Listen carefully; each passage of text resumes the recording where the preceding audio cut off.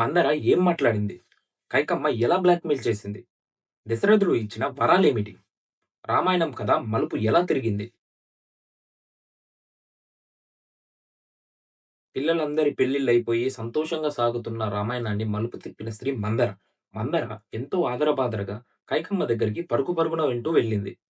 వెళ్లి కైకమ్మతో "నీవు చాలా ప్రమాదంలో ఉన్నావని, భరతుడికి ఎంతగానో ప్రమాదముందని, నీ భర్త నీకు తెలియకుండా ఎంతో దారుణమైన మోసం చేస్తున్నాడని, బిక్కు బిక్కుమనే పరిస్థితి రాబోతుందని" అలా ఎన్నెన్నో మాటలు ఎక్కించి, ఎక్కించి మరి చెప్పింది. "పాముకి పాలు పోసి పెంచావు. ఇప్పుడు కూరలు చూపిస్తున్నాడంతే" అని మన బిచ్చల దేవ శివగామితో అంటాడు కదా! అలాగా. "సరే కానీ అసలేమైంది?" అని కైకమ్మ మందరని అడిగింది. అప్పుడు మందర నీ భర్త దశరథుడు కౌసల్యమ్మతో కలిసి గొప్ప కుట్ర పన్నాడని, రాముడికి రాజ్యాభిషేకం దక్కబోతుందని, అందుకే నీ కొడుకు భరతుడిని దూరంగా పంపించేశాడని, భరతుడికి ఏదైనా ప్రమాదం జరగొచ్చని, ఆ ప్లాన్‌లో మొదటి భాగంగానే రాముడికి యువరాజ పట్టాభిషేకం జరగబోతుందని చెప్పింది. ఇది విన్న కైకమ్మ, నీ జీవితంలో చెప్పిన మొట్టమొదటి సంతోషమైన వార్త ఇదే. ఇటువంటి వార్త నువ్వు ఇంకెప్పుడు చెప్పబోవేమో! ఇటువంటి గొప్ప సంతోషకరమైన విషయం నువ్వు ఇంకోసారి చెప్పగలవో లేదో అంటూ ఒక బంగారు కానుక ఇచ్చేసింది. చూడండి, ఇప్పటికి కైకమ్మ మంచిగానే ఉంది.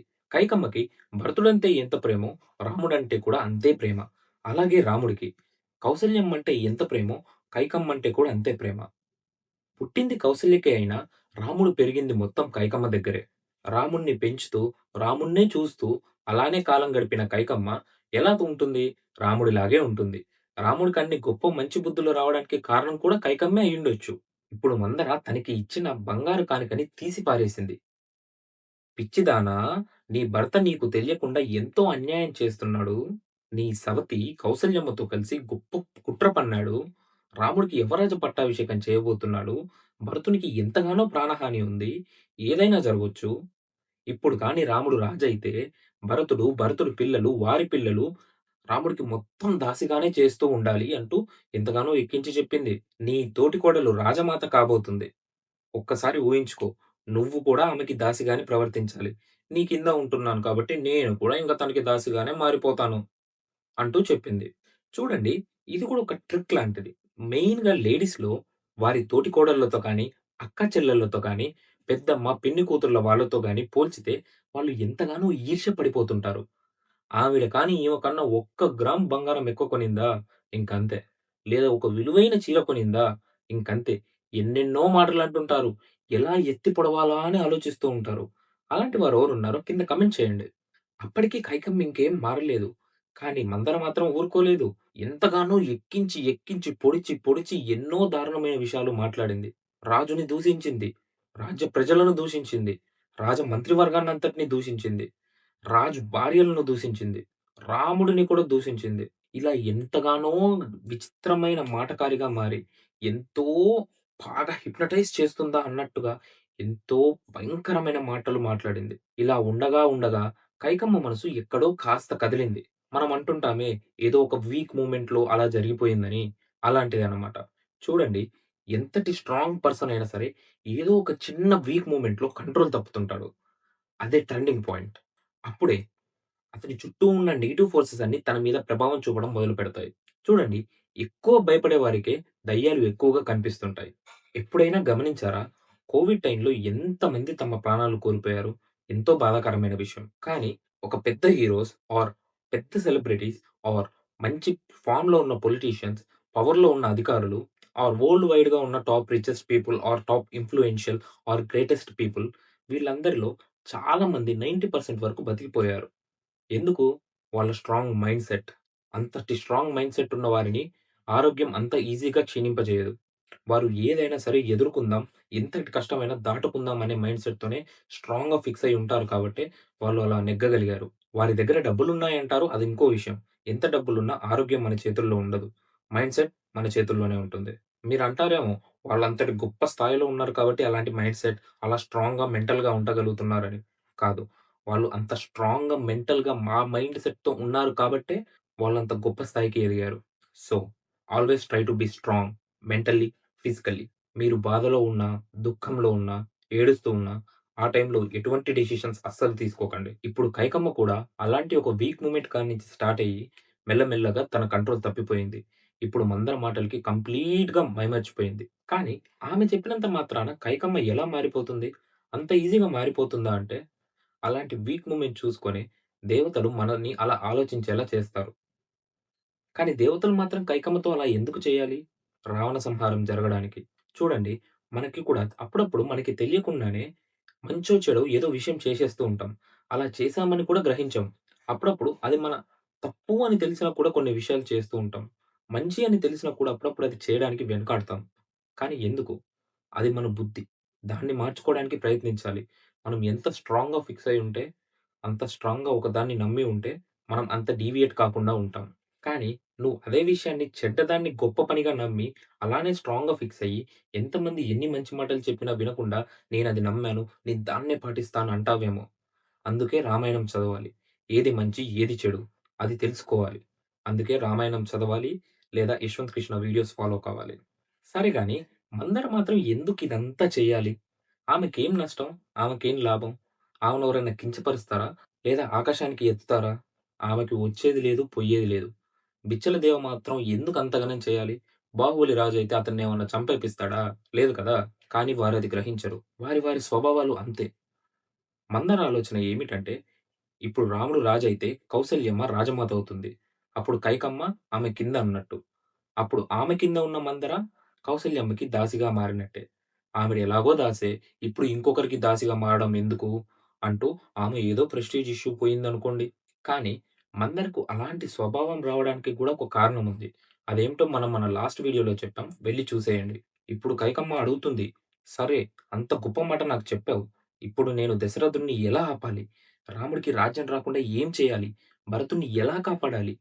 ఏదైనా సలహా ఉంటే చెప్పు అంటూ మందరనే అడిగింది. మందరకు కావాల్సింది కూడా ఇదే కదా! కానీ మందర ఇదంతా నడిపిస్తూ తీసుకొచ్చిందంటే, ఆవిడ లోపల ఏదో ఒక ప్లాన్ ఉందే గదా! ఏదో ఒక లూప్ హోల్ ఆమెకి తెలుసు. ఇది చేస్తేనే ఈ పని అవుతుందని ఆమెకి ఖచ్చితంగా తెలుసు. కానీ అది ఏమిటి? What is that loop whole? ఇప్పుడు మందర అంటుంది. నేనున్నాను కదా! నేనంతా చెప్తాను విను. అప్పట్లో దశరథుడు దేవతలకి సహాయంగా యుద్ధం చేయడానికి వెళ్తూ నిన్ను తన రథసారథిగా తీసుకెళ్ళాడు. నీకు తెలిసిన గొప్ప విద్యలతో యుద్ధాన్ని గెలిపించావు. దశరథుడు ఎంతగానో సంతోషించాడు. అప్పుడు నీకు 2 వరాలిస్తానంటూ చెప్పాడు. చూడండి, దశరథుడు సంతోషంతో 2 వరాలిచ్చేస్తానన్నాడు. అలానే ఇప్పుడు ఆ వరాలే దశరథుడికి బాధను కలిగించబోతున్నాయి. ఇక్కడ మనం ఏం నేర్చుకోవాలి? నువ్వు ఏదైనా సంతోషంలో ఉన్నా, ఏదైనా మంచి వార్త విన్నా, నీకెంత లాభం వచ్చినా, గొప్ప లాటరీ తగిలి డబ్బులు వచ్చినా, వెంటనే అది చేసేస్తాను, ఇది చేసేస్తాను అంటూ మాటివ్వకూడదు. అప్పటికి నీకు కలిసొచ్చింది. మళ్ళీ ఆ మాట నెరవేర్చుకోవడానికి నీకు తర్వాత అవి ఉండొచ్చు, ఉండకపోవచ్చు. ఇప్పుడు కైకమ్మ దగ్గరికి వస్తే కైకమ్మ అప్పటికే రాణి. ఆవిడకి ఇది లేదు అని అడగడానికి ఏమీ లేదు. కాబట్టి ఇంకా ఆమె ఏం కోరుకుంటుంది? నా దగ్గర అన్నీ ఉన్నాయి. ఇప్పుడు నాకు ఏమి వద్దు అంటూ దశరథుడికి చెప్పింది. కానీ దశరథుడు పట్టుబడిగా నీకు ఎప్పుడు కావాలన్నా నువ్వు 2 వరాలు కోరుకోవచ్చు అంటూ వరమిచ్చేశాడు. ఇప్పుడు మందర ఆ విషయాన్ని గుర్తుకు తెస్తుంది. వెంటనే మొదటిగా ఇప్పుడు పెట్టిన ముహూర్తానికే రాముడికి కాకుండా భరతుడికి యువరాజ పట్టాభిషేకం జరగాలి.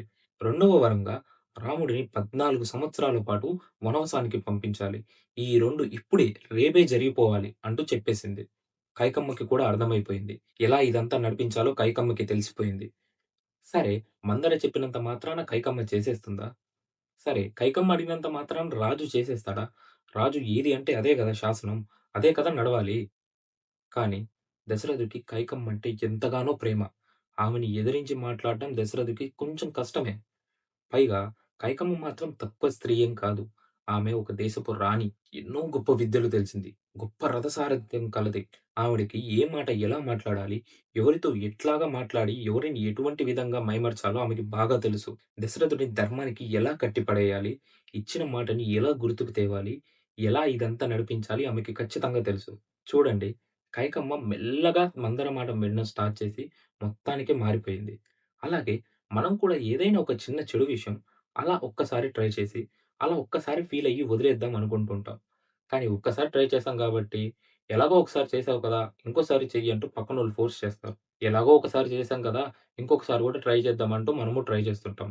అలా ఒక్కసారి అలవాటయింది మానేయడం అంత ఈజీ కాదు. చెడు విషయాలు ఇంకా ఈజీ కాదు. సో, మీకు వీలైనంత వరకు చెడు విషయాలు, చెడు వ్యసనాలకి చాలా దూరంగా ఉండండి. మీ వంతు ప్రయత్నంగా మీరు ఏమి చేస్తారో అది చేయండి. కానీ వాటిని దూరం పెట్టండి. కానీ ఇక్కడే కదా దశరథుడు చేసిన తప్పు ఆర్ అన్‌ఎక్స్‌పెక్టెడ్ ఉపద్రవం. దశరథుడు ముందే కనుక కైకమ్మకు వచ్చి, రాముడిని యువరాజుగా చేయబోతున్నాను. ప్రజలందరూ ఒప్పుకున్నారు. నీవేమంటావు అంటూ ఒక మాట అడిగితే, కైకమ్మ వద్దంటుందా? కైకమ్మకి రాముడంటే ఎంతో ఇష్టం. ఆమెకి కూడా తెలుసు రాముడు మహా ధర్మపరుడని, పెద్దవాడని. కాబట్టి కైకమ్మ అడ్డు చెప్పేదే కాదు. అప్పుడు మందరకి ఇంతగనం నడిపించేంత ఛాన్స్ ఉండకపోయేది. కానీ దశరథుడు ఏమో చెప్తే ఏమవుతుందో అనే ఆలోచనతో చెప్పలేదు. కానీ అదే అతని కొంప ముంచింది. చూడండి, మనం కూడా ఏదైనా మాట ఇచ్చి ఆర్ అధర్మమైన పని ఆర్ ఏదైనా తప్పు చేసేటప్పుడు మనం ఎంత కవర్ చేస్తూ పోయినా ఎక్కడో అక్కడ దొరికిపోతుంటాము. అందుకే పెద్ద పెద్ద క్రిమినల్స్ కానీ ఎవ్వరైనా సరే ఏదో ఒక పాయింట్‌లో ఖచ్చితంగా దొరికిపోతుంటారు. సో, మీకు వీలున్నంత వరకు ఇది తప్పు అని అనిపిస్తుందంటే దాన్ని చేయకుండా ఉండడమే మంచిది. ఇప్పుడు కైకమ్మ కోపగృహానికి వెళ్ళింది. అంటే జుట్టంతా విరబోసుకొని, కోపంగా ఏకవస్త్రం ధరించి ఒక మూలన కూర్చొని ఉంది. దశరథుడు ఇదంతా ఎక్స్‌పెక్ట్ చేయలేదు. అతనిది ఊహించలేదు. కాబట్టి అతనికసలు ఏం జరుగుతుంది? కైకమ్మ ఎందుకిలా తయారైంది? ఏమీ అర్థం కాలేదు. వెంటనే దశరథుడు, "కైకా, ఎందుకమ్మా ఇలా చేస్తున్నావు? నీకేమైనా తక్కువయిందా? నిన్నెవరైనా ఏమైనా అన్నారా? రాజు భార్యని ఎవరైనా ఏమన్నా అనే తెలివి తక్కువ పని చేస్తారా? లేదు. నువ్వు నన్ను ఆట పట్టిస్తున్నావు. ఏం జరిగింది?" అంటూ అడిగాడు. మందర దశరథుడిని ఎన్ని ఎన్ని మాటలన్నదో కైకమ్మ అంతకు మించి ఎక్కువగానే మాట్లాడింది. ఎన్నెన్నో మాటలనింది. కౌసల్యమ్మతో కలిసి కుట్ర పన్నుతున్నావన్నది. రాముడికి రాజ్యమివ్వడానికి భరతుడికి ప్రమాదంలో నెట్టేశావని చెప్పింది. ఇంకా ఎన్నో ఎన్నో మాటలనింది. అటువంటి బాధాకరమైన సన్నివేశాలు, అన్ని మాటలు ఒక్క వీడియోలో చెప్పడం అస్సలు సరిపోదు. మీరు ఒక్కసారి రామాయణం చదవండి. తెలుస్తుంది. "ఏంది బాబు నువ్వే జెప్పొచ్చు కదా!" అంటారేమో. మనం స్టోరీ ఎంతగా చెప్తామో, అంతకంటే ఎక్కువగా దాని వెనక అనాలిసిస్ ఏంటి? అసలలా ఎందుకు చేయాల్సి వచ్చింది? దాని నుంచి ఏం గ్రహించాలి? ఇటువంటి వాటి మీద ఎక్కువ ఫోకస్ చేస్తుంటాం. అలా వారు అన్న ఒక్కొక్క మాటలన్నీ చెప్పాలంటే మన వీడియో సరిపోదు. కానీ ఇక లాస్ట్‌కి దశరథుడిని అన్ని మాటలన్నీ అనేసి అడగాల్సిన 2 వరాలు అడిగేసింది. దశరథుడు వెంటనే కుప్పకూలిపోయాడు. తాను ఆ పని ఎన్నటికి చేయలేనంటూ, కావాలంటే భరతుడికి రాజ్యం ఇచ్చేస్తాను. రాముడిని మాత్రం అడవికి పంపలేను. నా వల్ల కాదు. నేను రాముడిని చూడకుండా ఉండలేను అంటూ ఏడుస్తూ, గుండెలు బాదుకుంటూ, కాళ్ళ మీద పడి మరి బతిమాలాడు. కానీ కైకమ్మ అస్సలు వినలేదు. కనీసం రాముడిని ప్రజల్లో ఒకడిగానైనా ఉంచమంటూ కోరాడు. కానీ కైకమ్మ లేదు. నేను వినను. నా మాటే శాసనం అంటూ నిలబడింది. కానీ దశరథుడు మాత్రం మాట తప్పొచ్చు కదా! ఏమవుతుందంటే కైకమ్మకి తెలుసు. దశరథుడు ఎంతటి ధర్మపరుడో. అస్సలు ధర్మం తప్పుతాడేమో అన్న మాటే లేదు. అందుకే ధర్మానికి కట్టిపడేసింది. తమ పూర్వీకుల గురించి అందరి గురించి చెప్పింది. తమ పూర్వీకుల్లో ఒకరు తన కొడుకుని రాజ్యం నుంచి బహిష్కరించేసాడని కూడా గుర్తు చేసింది. రాత్రంతా దశరథుడు ఏడుస్తూ, ఏడుస్తూ అన్‌కాన్షియస్ అయిపోయి మళ్ళీ లేస్తూ, ఏడుస్తూ, బ్రతిమాలుకుంటూ, "నా వల్ల కాదు. నేను బతకలేను. నువ్వు విధవరాలివి అయిపోతావు. రాజ్యం అల్లకల్లోలమైపోతుంది" అంటూ ఎంతగానో బ్రతిమాలాడు. కానీ కైకమ్మ వినలేదు. దశరథుడి బాధ ముఖ్యంగా ఎక్కడ అంటే, ఈ రోజే రాముడికి పిలిచి రాజ్యం ఇస్తానని చెప్పాడు. కానీ రేపే మళ్ళీ పిలిచి నీకు రాజ్యం లేదు. పైగా వనవాసానికెళ్ళిపోవాలంటూ చెప్తాడు. ఇది విని రాముడు ఏమనుకుంటాడు? దశరథుడి బాధంతా రాముడికిలా చెప్తే రాముడు ఉన్న పళంగా వెళ్ళిపోతాడు. రాముడు గనక అధర్మంగా బిహేవ్ చేసి, "లేదు నాన్నగారు నేనిక్కడే ఉంటాను. నాకు రాజ్యం కావాలని" అంటాడేమో అన్న సందేహం లేదు. కానీ అప్పుడనుకున్నాడు, ఒక్కసారి నా కొడుకు ధర్మం తప్పి నన్ను బంధించి రాజ్యం తీసుకుంటే ఎంత బావుంటుందో అని. చూడండి, కొడుకు మీద ఎంత ప్రేముందో, కానీ కైకమ్మకు కూడా అదే కొడుకు మీద ప్రేమే ఇదంతా జరిపించింది. పుత్రుని మీద ప్రేమ ఉండడం మంచిదే. కానీ అది అధర్మం వైపుకు వెళ్తుందన్నప్పుడు దాన్ని అక్కడే ఆపేసేయాలి. ఒక పరిస్థితి వస్తుంది. పుత్రుడా, ధర్మమా అన్నప్పుడు. ఖచ్చితంగా ధర్మాన్నే పాటించండి. అదే మనకి రామాయణం నేర్పుతుంది. నీకు పుత్రుని మీద ప్రేమ ఉండొచ్చు. కానీ అవతలోళ్ళ పుత్రులకు కూడా నష్టం జరుగుతుందన్నప్పుడు దీన్ని తెంచుకోవడమే ఎంతో ఉత్తమమైన పని. అలాగని పిల్లల్ని వదిలేసేయడం అని కాదు. వారిని సరైన దారిలో పెట్టడానికి ప్రయత్నించండి. ఇప్పుడు కానీ దశరథుడు రాముడిని అడవికి పంపించేస్తే కౌసల్యమ్మకు, సుమిత్రమ్మకు ఏం సమాధానం చెప్పాలి? రాజ్యంలో ప్రజలడిగితే ఏం చెప్పాలి? మంత్రులందరూ భార్య ప్రేమలో పడిపోయి, భార్య పిచ్చిలో పడిపోయి, భార్య అడిగింది కదా అని చెప్పి రాముడిని పంపించేస్తావా అని ప్రశ్నిస్తే ఏం చెప్పాలి? ఇదంతా దశరథుడు ఆలోచిస్తూనే ఉన్నాడు. అతనికి ఏం చేయాలో అర్థం కావడం లేదు. అలా తెల్లారిపోయింది. కైకమ్మ సుమంత్రునితో చెప్పింది. రాముడిని వెంటనే పిలుచుకురమ్మంది. రాముడు కైకమ్మ దగ్గరికి వచ్చాడు. అలా పడి ఉన్న దశరథుడిని చూసి ఎంతగానో బాధపడ్డాడు. తండ్రి గారికి ఏమైంది అంటూ కోరాడు.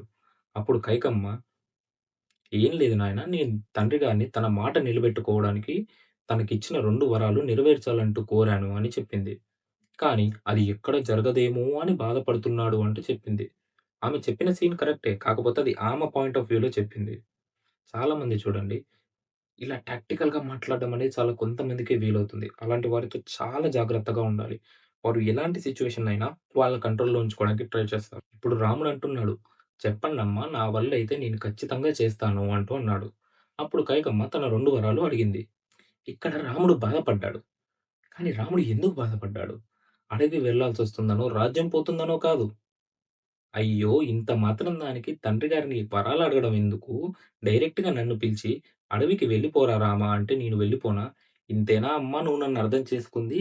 చిన్నప్పటి నుంచి నన్ను పెంచావు కదా! ఈ మాత్రం కూడా నన్ను అర్థం చేసుకోలేకపోయావా? అంటూ బాధపడ్డాడు. చూడండి ఎందుకు బాధపడాలో కూడా దానికొక అర్థం ఉండాలి. ఇప్పుడు రాముడు ఖచ్చితంగా వెళ్ళిపోతాను అంటూ బయలుదేరి వెళ్ళాడు. ఇప్పుడు రాముడు సంతోషంగా వెళ్ళిపోతున్నాడు. చూడండి కష్టమైన, సుఖమైన ఎప్పుడు ఒకేలా ఉండడానికి ప్రయత్నించాలి. అంత ఈజీ కాదు. కానీ నువ్వు ఎన్నో సిట్యుయేషన్స్ ఫేస్ చేసి, నువ్వు ఎన్నో దారుణమైన సిట్యుయేషన్స్ చూసి, అలాగే ఎన్నో సంతోషమైన సిట్యుయేషన్స్ చూసాక నీకప్పుడు తెలుస్తుంది. లైఫ్ అంటే అది కాదు, ఇది కాదు. మధ్యలో మాత్రమే. అన్ని కష్టాలు ఎందుకొస్తాయి మనిషికి? ఎన్ని కష్టాలొచ్చినా ఖచ్చితంగా లాస్ట్‌కి అన్నీ తీరిపోతాయని చెప్పడానికే. సునామీ వచ్చింది. సముద్రం అలా మన మీద దాకా వచ్చింది. కానీ లాస్ట్‌కి తిరిగి వెళ్ళిపోతుంది. అది ఒక్కటి గమనించు. కష్టమొస్తుంది. ఏమవుతుంది? చచ్చిపోతావా? పరిగెత్తు. రాముడికి దేని మీద ఆశ లేదు. అతడు నమ్మింది ఒక్కటే శాస్త్రం, వేదం, ధర్మం. ఏది కావాలి? సుఖాలు కావాలా? రాజ్యం కావాలా? వనవాసం కావాలా? ధర్మాన్ని పాటించడం కావాలంటే ధర్మాన్ని పాటించడం మాత్రమే అని చెప్తాడు. కానీ ఇక్కడ రాముడి ధర్మం ఏమిటి? తండ్రి గారి ధర్మం నిలబెట్టడం రాముడి ధర్మం. తండ్రి గారి మాట కాపాడడం. సో, తండ్రి గారిని తను ఇచ్చిన మాట నిలబెట్టుకోవడానికి తను వనవాసంకెళ్ళడానికి సిద్ధమయ్యాడు. అది కూడా ఏదో జాలీగా వెళ్తున్నట్టే. అలాగని నేను వెళ్ళిపోతున్నాను అంటూ బాధపడుతూ వెళ్ళలేదు. తండ్రి గారు అడిగారు. నేను వెళ్తున్నాను అంతే. ఇప్పుడు రాముడు ఈ విషయం లక్ష్మణునికి, కౌసల్యమ్మకు తెలిసింది. లక్ష్మణుడు ఎంతగానో ఆగ్రహానికి గురయ్యాడు. అన్న వనవాసానికి వెళ్ళాల్సి వస్తుందంటూ. వెంటనే అన్నతో మీరు ఆజ్ఞాపిస్తే నేను వెంటనే దశరథుడిని బంధించి కారాగృహంలో పడేసి, నీకు రాజ్యాభిషేకం చేయిస్తాను. నువ్వే రాజుగా ఉంటావు అంటూ చెప్పాడు. ఇక్కడ చూడండి లక్ష్మణుడు అలా చేసినా, రాముడు అందుకు అంగీకరించినా ఇద్దరూ ధర్మం తప్పినట్టే. కానీ అలాగే లక్ష్మణుడికంత కోపం రావడం కూడా కరెక్టేనా? రాంగా అంటే కరెక్టే. కాకపోతే ఆ కోపాన్ని ఎలా అణిచివేశారు? ఆ కోపాన్ని ఇంకా మీదకి తీసుకుపోకుండా ఎలా ఆపారు? దాన్ని ఎలా వాడుకున్నారు అనేదే మనకి ఇంపార్టెంట్. రాముడు వద్దు అది అధర్మం. తండ్రి గారిని అలా చేయకూడదు. పైగా తండ్రి గారిని అధర్మం వైపు నెడుతున్నట్టే. కాబట్టి మనం ధర్మం తప్పుతున్నాం అంటూ చెప్పగా లక్ష్మణుడు ఊరుకున్నాడు. అప్పుడు కౌసల్యమ్మ, "రామా! నేను కూడా నీతో పాటు వనవాసానికి వచ్చేస్తాను. నన్ను కూడా నీ వెంట తీసుకెళ్ళు" అంటూ చెప్పింది. కానీ రాముడు, "నువ్వు భర్తని అనుసరించడమే ధర్మం. భార్య ఎక్కడ ఉన్నా సరే భర్తని అనుసరించడంలో పొందినంత సుఖం గాని, పొందినటువంటి ధర్మం కానీ ఇంకెక్కడా పొందదు. కాబట్టి నువ్వు ఖచ్చితంగా భర్త అయిన నీ దశరథుడితోనే ఉండాలి" అంటూ చెప్పాడు. కౌసల్యమ్మ అందుకు అంగీకరించింది. చూడండి చాలామంది భర్తలు ఏదో అన్నారని కానీ భర్తతో సరిగ్గా ఉండలేకపోతున్నానంటూ వారితో విడిపోతున్నారు. ఇలా చేయొచ్చా అంటే కాదు. ఒకసారి ఆలోచించండి. పెళ్లి, భార్యాభర్తలు ఇదంతా చాలా complex thing and one of the most important thing in your life. మీరు అటువంటి దాన్ని ఏదో చిన్న చిన్న సమస్యలొచ్చాయనో, అవతల వ్యక్తి మీతో సరిగ్గా ప్రవర్తించట్లేదనో, తప్పుగా మారుతున్నాడనో వదిలేస్తారా? రావణాసురుడు అంతటి అధర్మం చేసిన మండోదరిని గొప్ప పతివ్రత స్థాయిలో నిలబెట్టింది మన సమాజం. అంటే భర్త ఎటువంటి వాడైనా అతన్ని అనుసరించడంలో తప్పు లేదు. భర్త ఒకవేళ అధర్మం వైపు వెళ్తున్నాడా, అతన్ని దారిలో పెట్టడానికి ట్రై చేస్తూనే ఉండండి. కానీ వదలకండి. ఎంతకి మాట వినట్లేదా, అవసరమైతే శిక్షించండి. మీ భర్త ఏదైనా తప్పు చేస్తున్నాడా, పోలీసులకు పట్టించండి. అతను మారేలా చేయండి. సైకియాట్రిస్ట్ దగ్గరికి తీసుకెళ్ళండి. రీహాబిలిటేషన్ సెంటర్స్‌కి తీసుకెళ్ళండి. డబ్బులు పోతే పోయాయి. భర్త ఇంపార్టెంట్ మనకి. అలా నువ్వు నీ లైఫ్‌లో జరిగిన మోస్ట్ ఇంపార్టెంట్ థింగ్‌ని కాపాడుకోలేకపోయావు. సో, నిన్నెవరైనా నమ్మి ఏదైనా గొప్ప బాధ్యత ఎలా అప్పగిస్తారు? నువ్వు నీ ఫ్యామిలీని జాగ్రత్తగా కాపాడుకోలేకపోయావు. నువ్వు ఒక దేశాన్ని ఎలా కాపాడతావు? ఒకసారి ఆలోచించండి. ఏదైనా గొప్ప పని స్టార్ట్ చేసి అవతలోళ్ళు హెల్ప్ చేయట్లేదనో, లేకపోతే మన అపోనెంట్ బాగా స్ట్రాంగ్‌గా ఉన్నాడనో, ఏదో ఎక్స్‌టర్నల్ ఫ్యాక్టర్స్ వల్ల దాన్ని వదిలేస్తావా? ఇది కూడా అంతే. ఒక్కసారి ఫిక్స్ అయ్యావా? కట్టేసుకోండి అంతే. అలాగే కట్టేసుకునే ముందు ఒక్కసారి కూడా ఆలోచించండి. ఇదంతా పెళ్ళికి గాని ముందే ఆలోచించాలి. అవతల అబ్బాయి కరెక్టేనా? నువ్వు ఇంకా ఎక్కువ లైఫ్ చూడలేదు. నువ్వు ఒకవేళ 25, 30 లోపు వాళ్ళైతే నువ్వు ఇంకా మొత్తం లైఫ్ చూడలేదు. కాబట్టి ఒక్కసారన్నా పేరెంట్స్ డెసిషన్ తీసుకోవడం ఎంతగానో మంచిది. లాస్ట్‌కి కౌసల్యమ్మ అక్కడే ఉండడానికి ఒప్పుకుంది. ఇప్పుడు కౌసల్యమ్మ రాముడితో అంటుంది, "నాయనా నువ్వు అడవికి వెళ్తున్నావని సంధ్యావందనం చేయడం మాత్రం అస్సలు తప్పకు. ధర్మాన్ని ఎన్నడూ తప్పకు. ఇక్కడ ఎలా అయితే ప్రవర్తించావో అడవిలో కూడా అలాగే హుందాగా ప్రవర్తించు. ఎక్కడా వెనక్కి తగ్గకు. ఎవ్వరిని కించపరచకు" అంటూ చెప్పింది. చూడండి ఎంతటి దిగజారిపోయిన స్థాయిలో ఉన్నా, మన ధర్మాన్ని మనం కాపాడుకోవడం, మన మర్యాదని మనం కాపాడుకోవడం ఎంతగానో ముఖ్యం. ఏదో ఛాన్సొస్తుంది గదా! అడ్డదారిలో రాకపోయావా? ఇంకేదో ట్రై జేసి నెగ్గపోయావా? అవతలోడిని తొక్కి ఎదగపోయావా? ఇలాంటివి ఎన్నడూ పిల్లలకి చెప్పకూడదు. ఇక రాముడు బయలుదేరి సీతమ్మ దగ్గరికి వెళ్ళాడు. రాముడిని చూడగానే సీతమ్మకర్థమైంది. ఏదో తేడా జరిగింది. ఏమిటది? చూడండి పెళ్లయ్యాక కొన్ని రోజులకి సీతారాములు పెద్దగా మాట్లాడుకునేవారు కాదంట. అంటే వారిద్దరి మధ్యలో మనస్పర్ధలేమి లేవు. వాళ్ళు కేవలం వారి కళ్ళతోనే వారి మనసులు మాత్రమే మాట్లాడుకునేవట. చూడండి ఎప్పుడన్నా మనకి ఏదన్నా మనం ఇంటి నుంచి దూరంగా ఉన్నప్పుడు మన కాలికేదో దెబ్బ తాకింది ఆర్ చిన్న ఫీవరొచ్చింది. కానీ ఇంట్లో చెప్తే బాధపడతారేమో అని మనం కవర్ చేస్తూ మాట్లాడుతుంటాం. అలాంటి టైంలో అమ్మ సడెన్‌గా అడిగేస్తుంది. "అంతా బానే ఉందా? ఏమన్నా అయిందా?" అంటూ. కానీ అమ్మకలా ఎలా తెలిసిపోతుందంటే అదంతే. అమ్మ మనల్ని చిన్నప్పటి నుంచి చూస్తుంది. మనల్ని చూడగానే, మన మాట వినగానే అందులో ఏం చిన్న తేడా ఉన్నా ఆమె పసిగట్టగలదు. సో, అలానే ఎన్నో ఏళ్ళు కలిసి ఉన్న దంపతుల మధ్య అంత బాండింగ్ ఏర్పడితే వారు కూడా అలానే మాటలతో కాకుండా కళ్ళతో, మనసుతో మాట్లాడుకోగలుగుతారు. అలా అయినప్పుడే మీ బాండ్ చాలా స్ట్రాంగ్‌గా ఉన్నట్టు. అలా అయినప్పుడే ఒకరినొకరు బాగా అర్థం చేసుకున్నట్టు. ఇప్పుడు రాముడు సీతమ్మతో ఏం మాట్లాడాడు? లక్ష్మణుడితో ఏం మాట్లాడాడు? వనవాసానికి ఎలా బయలుదేరి వెళ్ళాడు? ప్రజలంతా ఏమనుకున్నారు? ఇదంతా మనం నెక్స్ట్ వీడియోలో చూద్దాం. అంతవరకు సెలవు. బాయ్.